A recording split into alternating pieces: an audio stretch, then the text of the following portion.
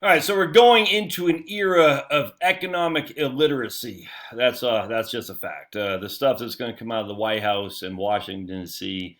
is embarrassingly silly, and it needs to be fought. But it needs to be fought with an intellectual heft, other than just oh, I hate Biden, so I don't like his politics or his policies. That's not going to do the job. And frankly, the Republicans fall for a lot of economic fallacies as well. So we're going to start this series of just reading Henry Hazlitt's Economics in One Lesson. I've said many times this book, when I got out of the Army, look, I was in the infantry. I was a horrible student in high school. I hated school.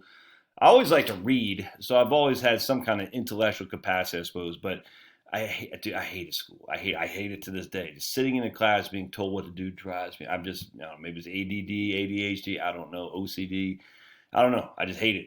So I wasn't a good student, and as such, I was basically almost failed out of high school. I think I would have like a 1.98 or a 2.02 or something like that. I can't remember, but um, but anyway, so I went in the infantry to get money for college, and when I got out of the army, I went and saw my syllabus when I went to George Mason, and I just saw these books. Said, "Man, these kids are going to run rings around me." I thought I was inferior, not intellectually, but as a student. I had been in the infantry for 4 years. I was a horrible high school student, and I don't know. I just thought I was going to be swamped by smart kids.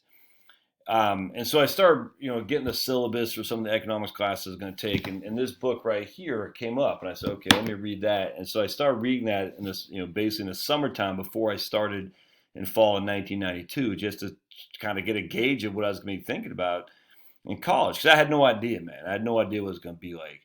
I forced myself to read the Wall Street Journal editorial page. I think that's actually a good move for any of you guys. I don't subscribe to the Wall Street Journal anymore, but I mean, for me, it helps. I said, look, I'm going to read it every day. I read it. I mean, it's just literally the editorial page. It didn't have the op-eds. It didn't have to be what other authors had written, but just on the. So if you open up the newspaper, on the left-hand side, there's usually one or two opinion pieces that the editors of the Wall Street Journal write, and I thought that was very helpful for me. So I forced myself to read at least those two, and what I found is when I started reading those, I would read other things as well in the opinion page, which is very helpful, informative.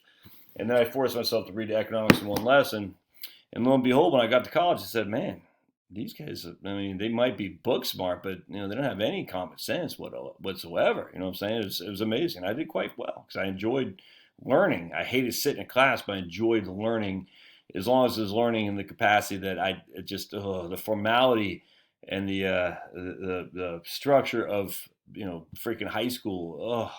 Ugh, horrible. So anyway, so we're gonna take upon a reading of the Henry Hazlitt's Economics in One Lesson. We're just gonna start from chapter one. This is called The Lesson.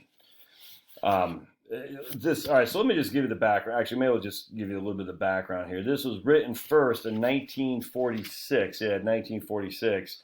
And I'm just going to say a couple things. Well, we'll do chapter one, the lesson next. So basically, we'll start with a little bit here. Because this is a work of exposition, I've availed myself freely and without detailed acknowledgement, except for rare footnotes and quotations of the ideas of others. This is inevitable when one writes in a field in which many of the world's finest minds have labored. But my indebtedness to at least three writers is so specific of a nature I cannot allow it to pass unmentioned.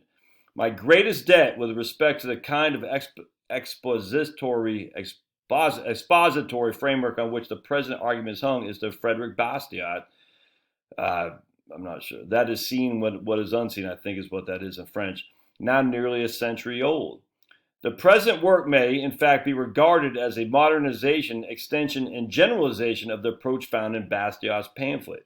My second debt is to Philip Wicksteed, in particular the chapters on wages and the final summary chapter owe much to his common sense of political economy.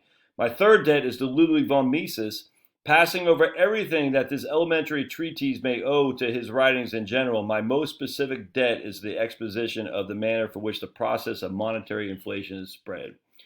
And I guess Mises actually, let's see, Yeah, I'm grateful to Mises for reading the manuscripts and and helpful suggestions. So that's just freaking fantastic. All right, so let's go to let's stop here, and then we're gonna go to the lesson chapter 1.